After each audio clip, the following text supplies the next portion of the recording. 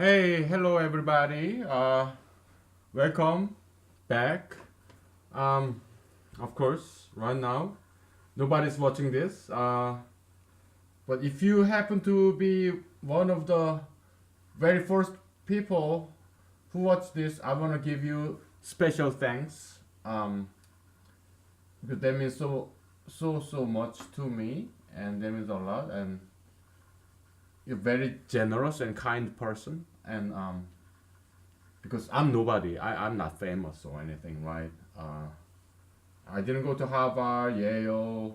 I did not go to any of those MIT or no. I'm just computer programmer in Alaska. That's all I am. Okay, and I'm also a lawyer on paper because I passed the bar. But I work as a computer programmer, and I was running for president in 2020. Right now it's 2018. So 2 year and a half left for the general November election, and I think I can make it. Okay, because I got no money, no power, no fame, no nothing. But all I have is intelligence. All right, you be the judge. Okay, I'm not gonna say I'm intelligent, but that's the only thing I have, and according to Bible, that's all you need. Like the Proverbs of King Solomon. He was kind of like Donald Trump. He was born in that family, King David. So he was the heir of that kingdom.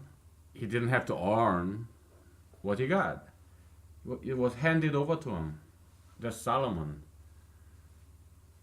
But God loved Solomon, and Solomon loved wisdom. And if I am wise, if I was wise, it's because I'm a good listener, because I love learning new things from people. To me, people are like you, are my prophets, even my Jesus. All right, I love learning from people. So most of the time, I listen. I'm genuinely more interested in listening because what I already know, what about it? I already know it, right? So there's nothing exciting about it. But I do enjoy this one man show because it's a performance. That's why everybody want to be an actor. In they come to Hollywood, and I was one of them. All right, because acting is fun, performance, and yeah. And I'm gonna turn on the heater. We don't really have set agenda for each episode. That's why we don't have episode title because we have no idea what we're gonna talk about. We just go with the flow and talk about anything, right? So, today let's talk about Islam. It's important because let's talk about guns too. Um, in the Middle East, they do not sell guns in shops. They don't have gun shops. In America, we sell guns in Walmart or gun shops, sportsman shops, hunting stores. We sell guns everywhere, even pawn shops, even Craigslist, and but if you compare America and Middle East, it's obvious, right? Terrorism in the Middle East. We do have some mass shooting every now and then, but not as severe as what's going on in the Middle East. All this rampant violence in the Middle East. So it's not guns. That's the point I'm trying to make here. They don't sell guns, but somehow they get guns and bombs. They don't sell bombs, but they make bombs, right? That's the Middle East, right? They don't sell guns, but there are more gun violence and bomb violence and mass shooting, mass massacre or suicide bombing, all those terrorism. it's more prevalent in the Middle East than in America. In America, we do sell guns, but there are less violence. So if it is just guns, if guns are the problem, the root cause, then there is no supporting evidence of that. If you compare America and Middle East, because America has more guns, we sell guns, it's easier to get guns, but there are less violence in America than in the Middle East. All right? So gun is not the cause. There is not even correlation. All right? So gun is not the cause of violence. It's the lack of discipline. That's what causes violence. That's lack of discipline is the root cause of every single crime. Terrorism is nothing but mass murder. It's murder. All right. So Islam. I love Islam. I'm not a Muslim, but I love Islam. I admire Prophet Muhammad. He's a great prophet. And I haven't read Quran from cover to cover, though I tried several times. I mean, it's not that long. Bible, yeah, I read 3 times, twice in Korean, once in King James English. But Quran, probably because I'm not Muslim, okay. But I do have Quran, and I read like bits and parts of Quran, and I like it. Okay, I like it. It's great book and great teachings, right? So, and I have a lot of Muslim friends too, and they're great, right? So I'm nothing against Muslims or Islam or Middle East, and let's talk about drinking. Okay, so we are just jumping over everywhere. It's vodka. It's spruce tips, spring spruce. You know, just young shoots of leaves, spruce tips. Quran does say something about alcohol, and I have different interpretation of Quran. Quran says, "Do not drink when you pray." I also have different interpretation of what prayer means. All right, so let me turn on another heater. It's still cold.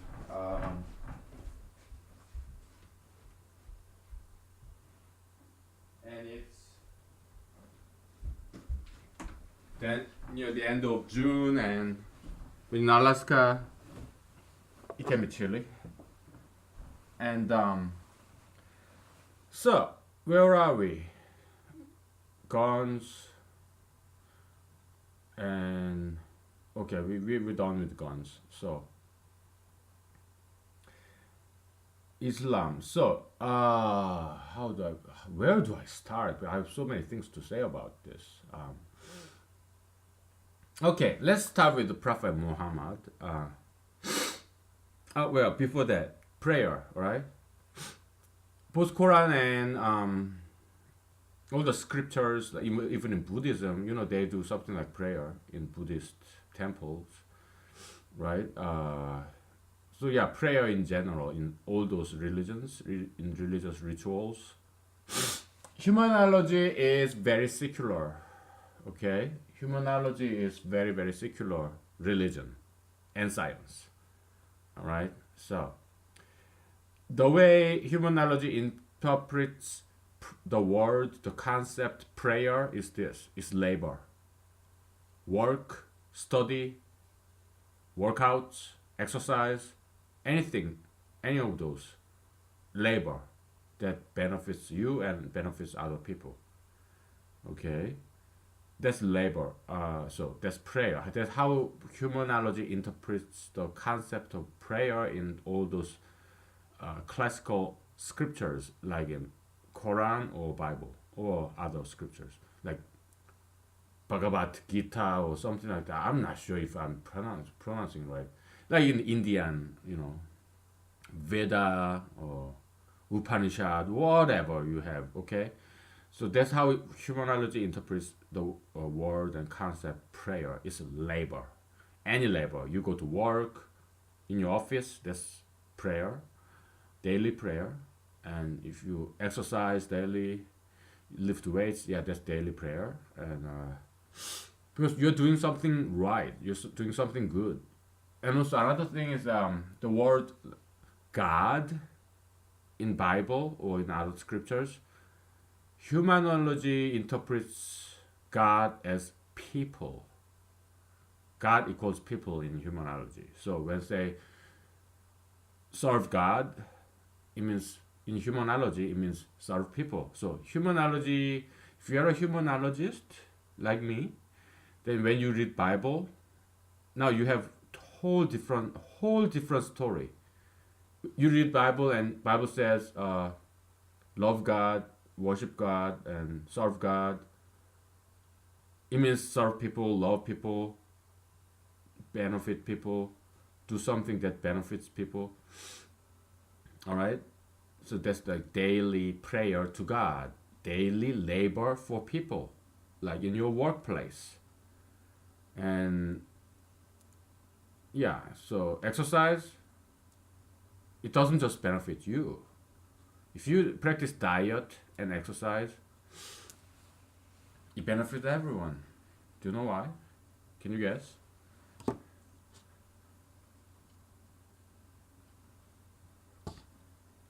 Let's say you're a woman, all right? And you exercise and you diet. Then you are very slender, and your slender appearance is pleasing to everyone around you.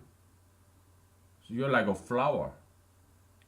People, you make people happy wherever you go.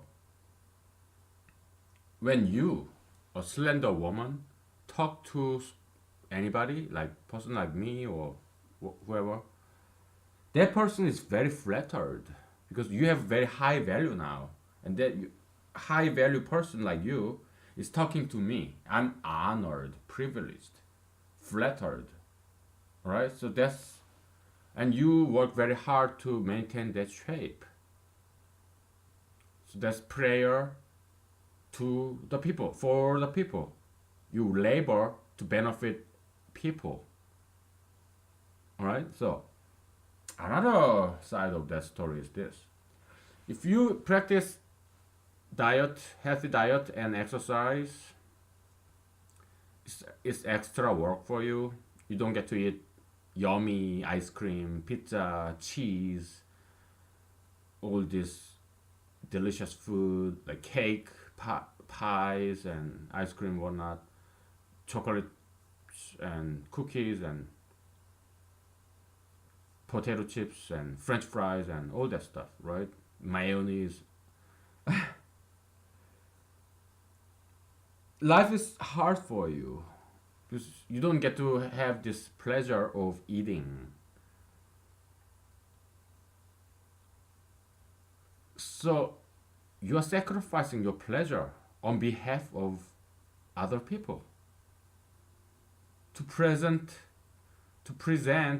pleasantness of your natural beauty, healthy beauty to other people. All right, you're being very humanitarian and very what's that word?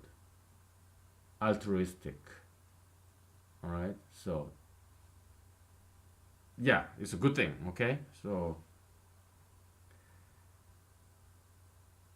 okay, another side of that story is this: if you're healthy, you get less sick. You get sick less often. So you don't get sick. So you're not spreading this cold virus to other people. So you are healthy. So that benefits other people because you are not sick. You don't spread diseases. Also, you go to doctor's office less often. It's just demand and supply in economics, right? You have limited supply, you have high demand, the price goes up, and you get to pay a more insurance premium. But if you are healthy, insurance premium will go down. Why? Because you don't get sick, So you don't have demand for doctors service, medical services. So yeah, my neck is hurting a little bit. So yeah, insurance premiums go down and everybody pays less money to the medical insurance companies. Okay, so you being healthy benefits everybody, everybody. Okay, lower medical cost. All right, but if you eat unhealthy to satisfy your biological appetite and you derive happiness from food, you're being selfish because it's not just you.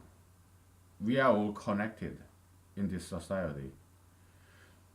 You eat all you want, you get heavy, obese, and then your knees start hurting, your back start hurting, diabetes and heart disease. You go to doctors all the time, and it's not just you. Other people will suffer. Why? Because insurance premium goes up, so other people are paying for your medical cost. That's what insurance is about, right? Medical cost, because for the medical services gets high, and you have limited supply, so insurance premium, the price of that medical service goes up, and everybody's paying for it. All right, so it's not just you. Okay. So yeah, please eat healthy and exercise, and the alternative solution I give to you is this: if food eating is the main source of your happiness, what does that tell you? What does that say about you? You are more like this physical level, like animals. All right. What do animals do? They spend most of the time looking for food. Have you ever seen a horse or cow? What do they do every day, all day? They eat and eat and eat. Okay, that's all this physical being do. I want to evolve out of it and be more metaphysical. I want your source of happiness to be exercise, dancing, singing, running, swimming, bicycling. All right? Not eating. Do arts, fine arts, whatever. I used to draw a lot, but when I was a high school student, and I was good at it. But I don't draw anymore. Or like reading, studying, learning foreign languages. You know, I want you to diversify your source of happiness, not just eating. All right. Okay.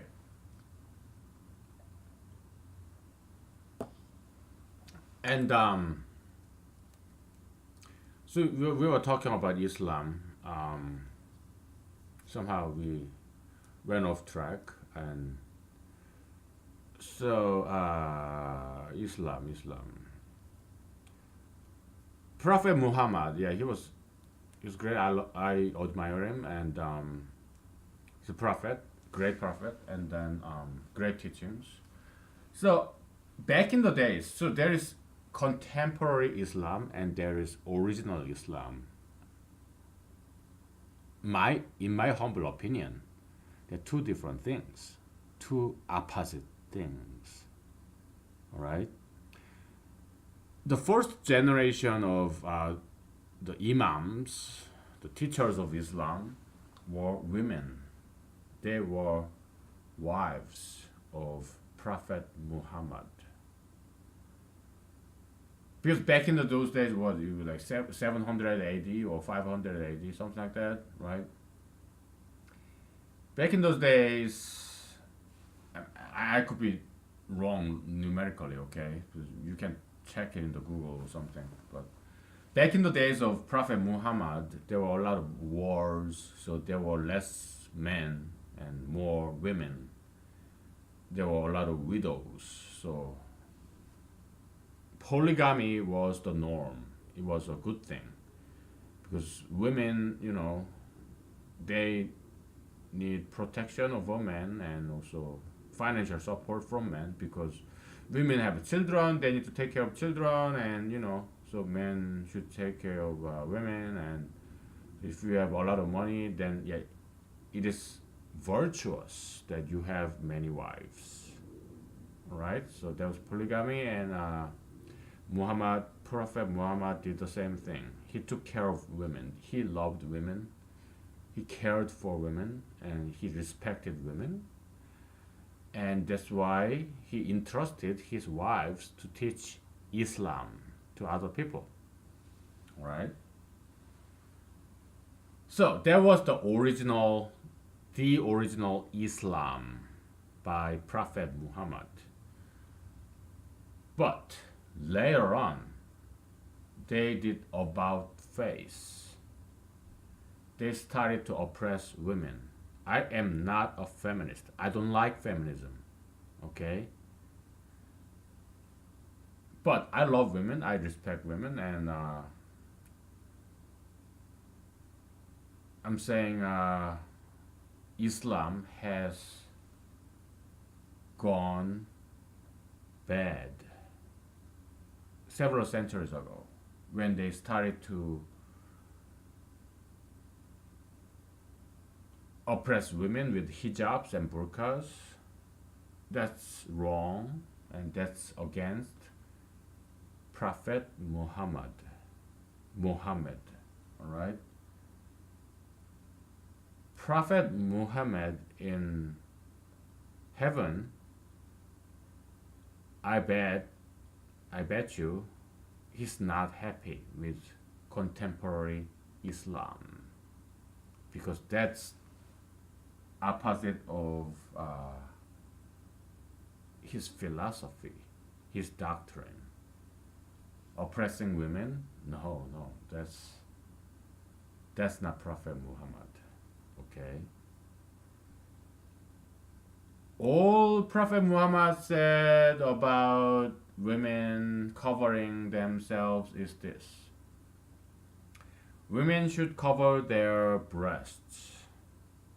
So, if you're a woman and you wear a bikini, you are not violating Quran. You are complying with Quran because you are covering your breast. Okay? That's all he said, Prophet Muhammad. Right? All these hijabs. Okay, Prophet Muhammad said another thing. He said, do not look at a beautiful woman on the street twice. There's a woman, they say there's a beautiful woman. She's like wearing miniskirt and high heels and whatnot, right? You just notice her but then you turn your face away. You don't like stare at her, or you look at her twice, thrice, and 4 times, 5 times. No. What Prophet Muhammad wants you, a man, to do is to control yourself, to suppress and overcome this animalistic desire of sexuality. He wants you to control your animal desire and evolve to the higher level. Prophet Muhammad wants you to be more like God and less like animals. Okay? And it's not just Prophet Muhammad, it's Jesus too. Jesus said, if you have adulterous thought with another woman, then yeah, that constitutes adultery. Just by looking. Okay? So, Buddhism. Buddhists are vegans, okay? At least vegetarians, all right? They don't eat animals, and animals are yummy, they're delicious. The whole point of Buddhism is overcome your animal desire, your bodily desire, and be more like God. So, Buddhism, Islam, Christianity, the same. All right. It's about being higher level, becoming higher level. All right, and less like animals. Because we humans are half animal, half God. Okay. So half physical, half metaphysical. And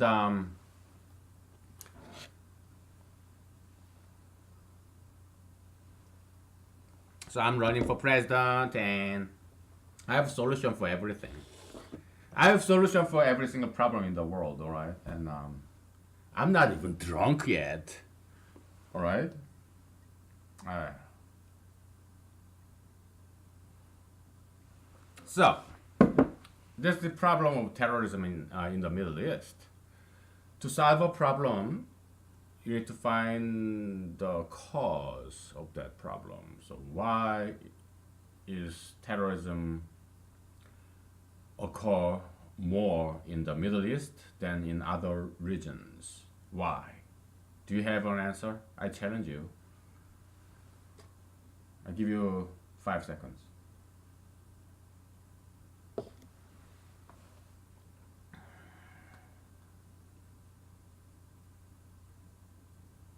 All right, your time's up. All right. So, what is your answer?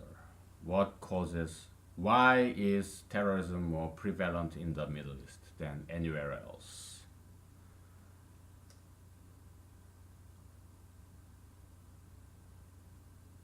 All right. Here's my humble opinion. Okay. So, it's this.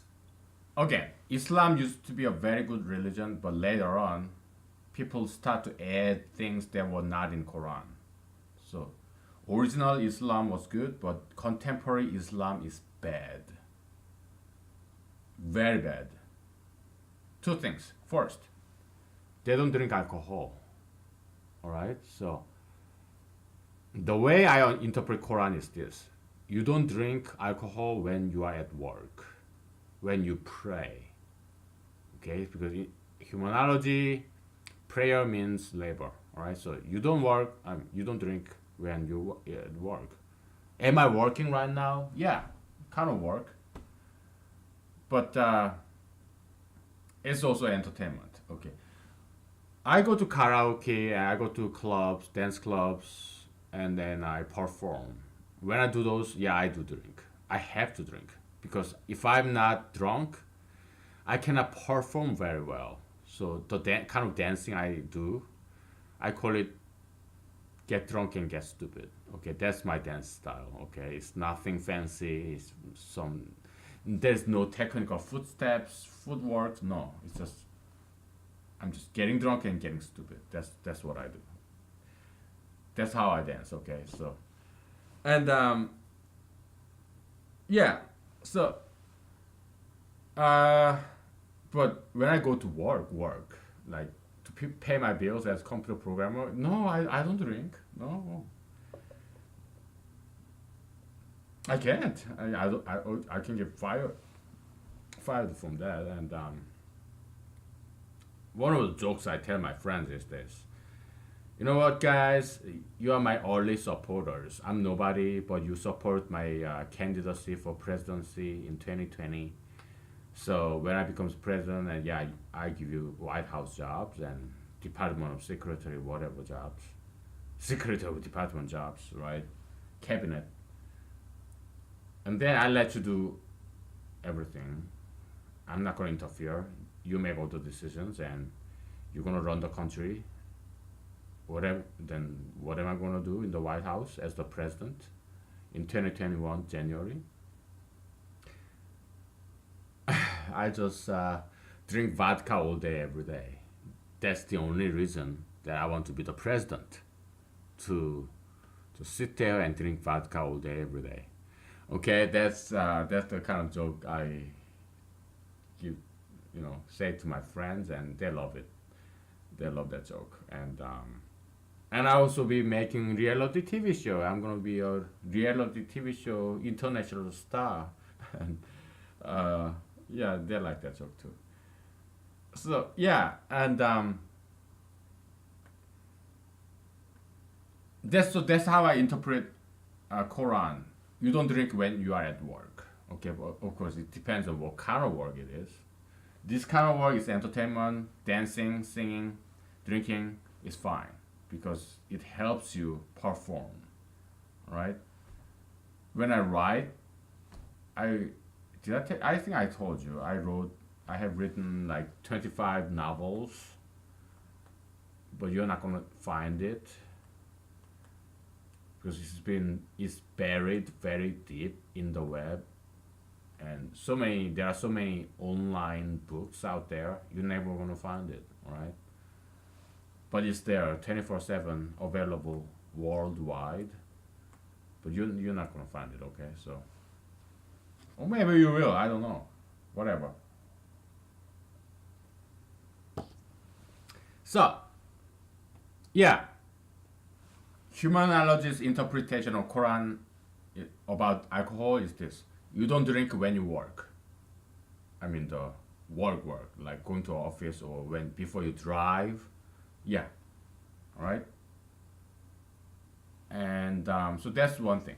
So Muslims should start drinking alcohol and start smoking cigarettes, unless you're a female and you're pregnant. Then yeah, no drinking, no smoking cigarettes. But Muslims should start drinking alcohol and smoke cigarette every single day. Why? Because we men, we need to relax. We get a lot of stress. Nowadays, women too. Okay, so if you're not pregnant and you have no risk of pregnancy, yeah, then yeah, you may drink and smoke cigarettes. Okay, so because have a lot of stress and we need to release it somehow, we need alcohol and cigarettes. If you don't do that, you get to do things that's far worse, like sugar, fat, marijuana. Sugar and fat, yeah, it makes you obese, unhealthy, and it's far worse than alcohol and tobacco, right? Or you smoke marijuana and it wipes out you, it disables your short-term memory capability. You cannot learn anything new. All right? It's far worse.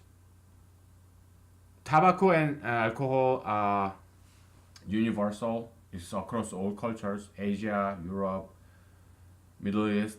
Yeah, tobacco and alcohol. Yeah, it's been with us, humanity, across time, space, and culture for thousands and thousands of years. So it's proven medicine. It's the safest medicine. All right. But if you don't do those things, because that's what happens in Middle East, they commit violence because life is so horrible. They are full of this pain because you're not releasing it with alcohol and tobacco. So it piles up and up and it explodes. That's terrorism. Suicide, mass suicide bombing. Why? Because they hate their life and they hate other people too. I'm unhappy, and when I see happy people, I get even angrier. I'm unhappy and you're happy, okay? So I want to kill myself and I want to kill you too. That's suicide bombing, also mass school shooting in America. All right. So, yeah, it's getting a little bit hot, so I'm gonna turn off the heater.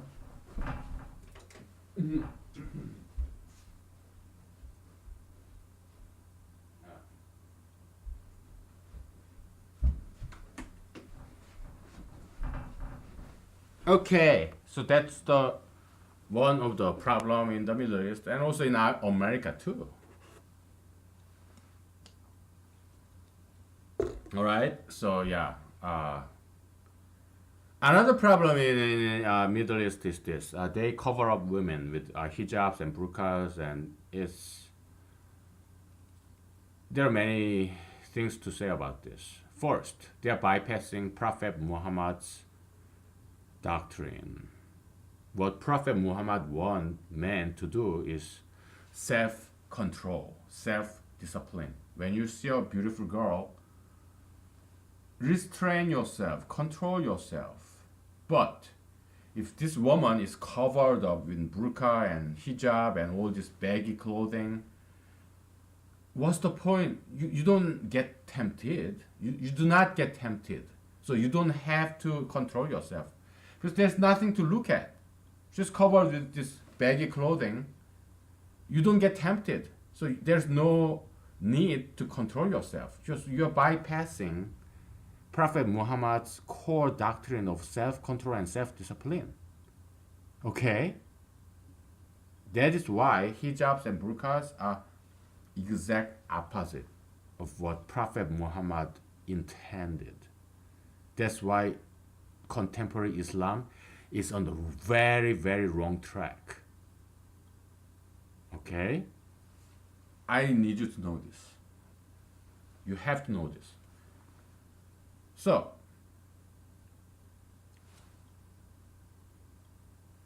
Islam must get rid of hijabs and burqas. They should stop sexism, Islamic sexism, Islamic sexist discrimination.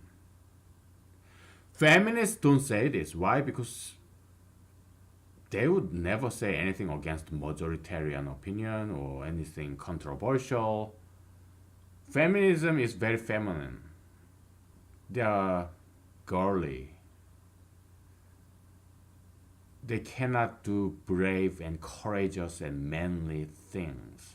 I'm a man. I can do it. And I'm doing it right now. Okay?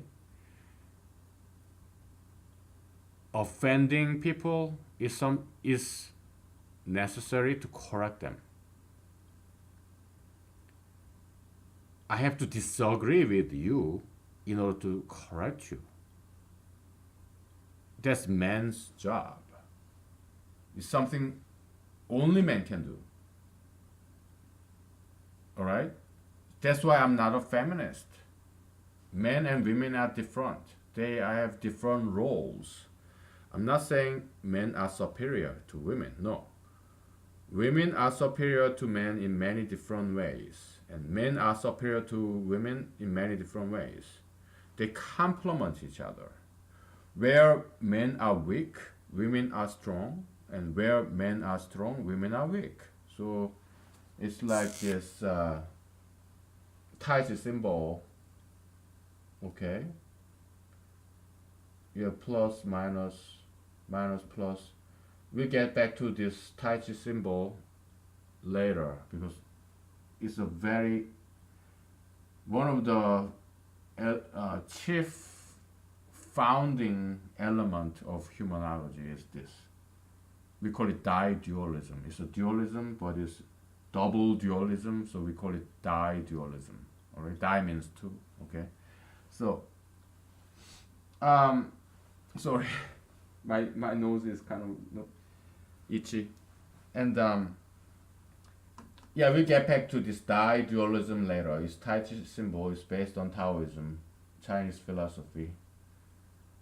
So yeah, it's men, women, they complement. Okay, where men are weak, women are strong. Men are strong, women are weak. Okay, so now, why are Middle Eastern men are so violent? It's because they are not having fun. Why? Because women are all covered up in this baggy clothing, burqas and hijab. So men are not happy. All right. So yeah, they become violent because they're full of this anger, pain. There's no sugar, visual sugar, eye candy on the street. So yeah, men get violent. All right. So I'm not saying they should start staring women. No, just look at them sideways. It makes big difference. You are in control, but you just look at them the sideways, not directly. Okay. So it makes huge difference. All right. So that's what Middle East need to do. They need to free women so that they start wearing skirts and high heels and mini skirts and long hair exposed and bikinis and all that, then that's the only way that violence, terrorism in Middle East can stop. That is the only way. There is no other way.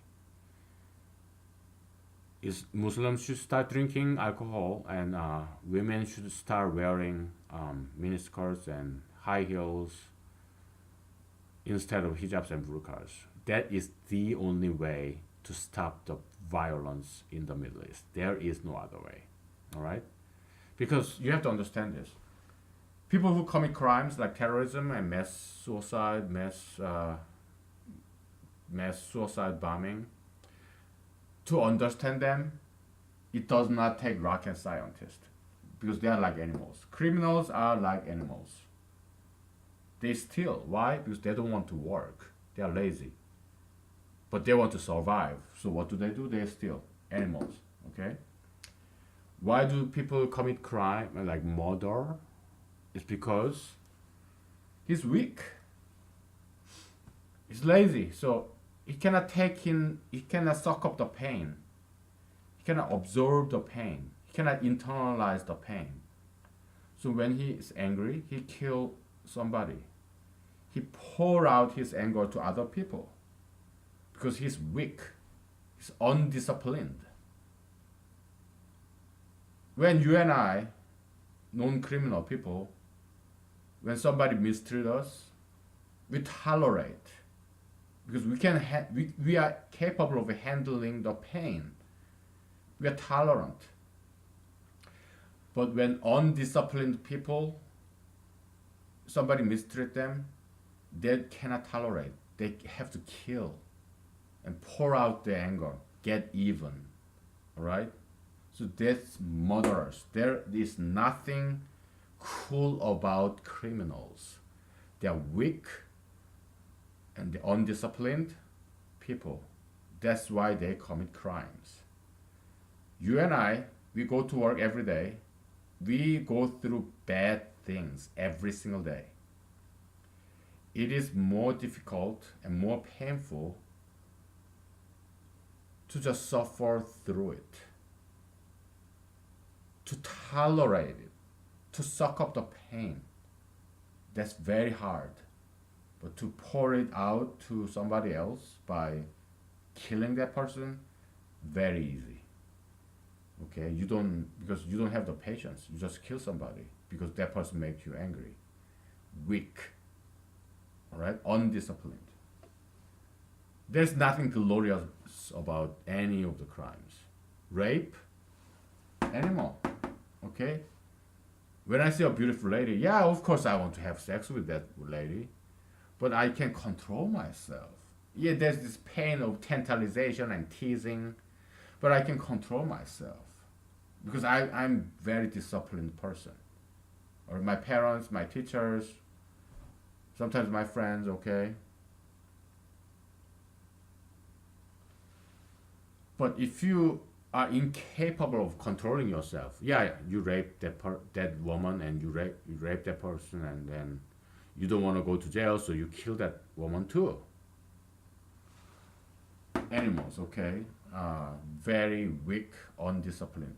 Theft, yeah, same thing. You don't want to work. You're too lazy. So, but you want to survive, so you steal, okay? There's nothing glorious or glamorous about bank robbery or anything like any crimes. They're weak, lazy people, all right? So that's criminals, all right? Now, I don't blame them. I mean, they didn't get to choose their family environment or their parents. You and I are just blessed people because we happen to be born in a very nice family, good parents. We did not choose our parents. Good school, good neighborhood. We did not choose our neighborhood or our school when we were kids. It's all given to us. Okay, so criminals, they are just unlucky people. They were born into a family where their parents are not strict disciplinaries, So they spoil their kids, and that's how they became criminals. It's not their fault. No, they did not choose their doting, indulgent parents. No, it's not. I'm not blaming them. I'm just telling you how it is. Okay. So, um, yeah. So that's the solutions for the to the Middle Eastern violence, terrorism.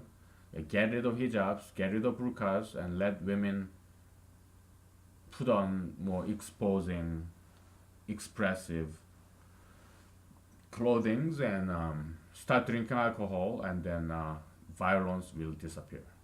I guarantee you, right? Because to understand these criminals, you do not need rocket scientists, because criminals are very simple. They are animals, okay? They are more like animals. So it's all about lack of discipline, pain, pleasure. Okay, it's simple, very simple cause. All right, pain, pleasure, lack of discipline. That's what all it is. Okay, so that's the power of humanology. It's not like some Harvard, MD, PhD psychiatrist. No, simple, common sense. All right. Okay, let's take a break. I'm gonna smoke cigarette and I'll be back.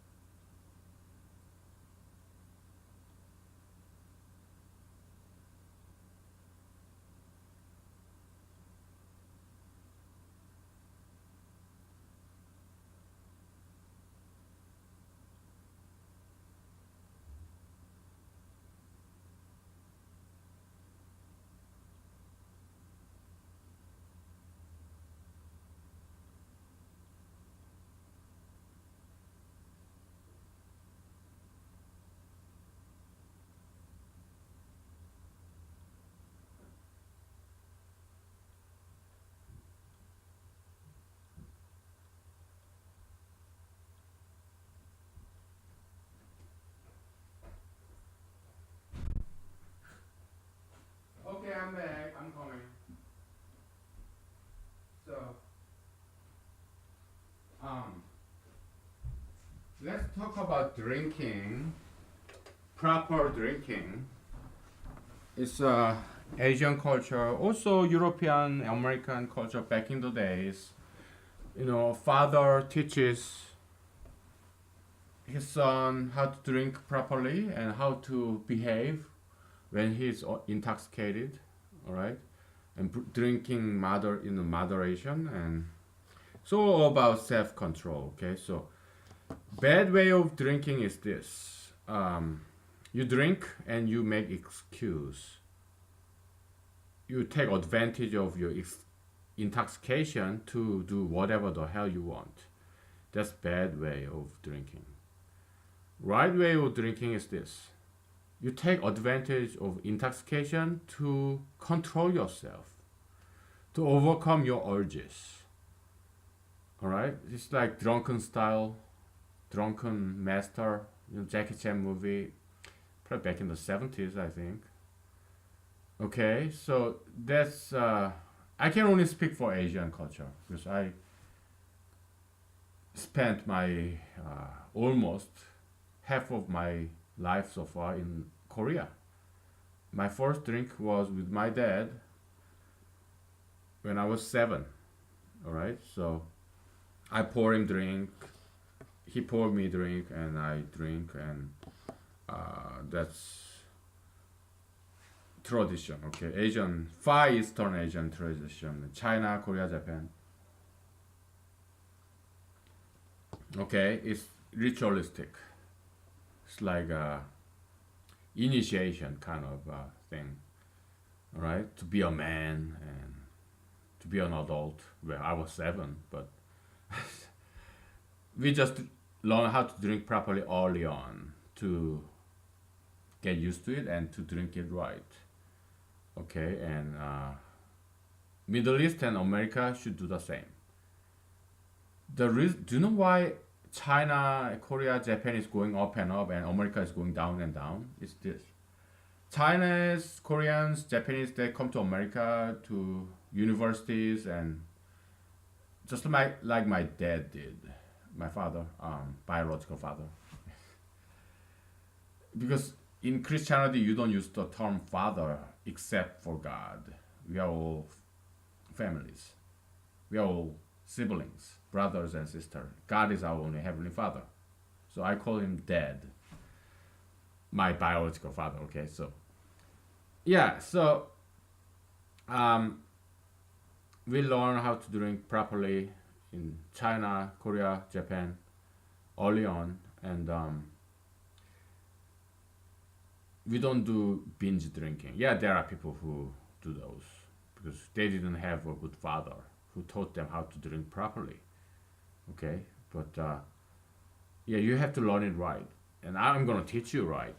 All right, because so yeah, I can only speak for the Asian drinking culture. Okay, so back in the days of Lao Tzu, Confucius, Sun Tzu, whatnot, they all these legendary ancient Chinese poets, saints, they all drank every day. All right. In America, they call them alcoholic, but it's not in Asian culture. Drinking is a virtue, not a vice in Asian culture. Okay, so what we need is a paradigm shift in America and also in the Middle East. Okay, drinking, proper drinking is a good thing. It's a virtue. It prevents all these problems of sugar fatism, obesity, and violence, terrorism. That's the solution. Proper drinking culture of alcohol. All right. I call it Bacchusism. Bacchus is the Greek god of wine, right? No, it's Latin god. Greek version is Dionysus. German philosopher Friedrich Nietzsche talked about that, Dionysus, the spirit of Dionysus, and Apollo, right? So Apollo is more like reasoning, academic, rationality. Dionysus is about emotion and drinking, having fun, entertainment, right? It's a dualism, and so yeah, Bacchusism, all right. because we don't want to call it alcoholism. There's a bad connotation, but Bacchusism is a proper drinking culture. Okay, let's just call it Bacchusism. Okay, and what else? Okay, so we talked about Islam, how to solve the terrorism in Islam. I mean Middle East, and how to reform. And it's not exactly reformation of Islam. It's going back to the original Islam, going back to the original Islam of Prophet Muhammad.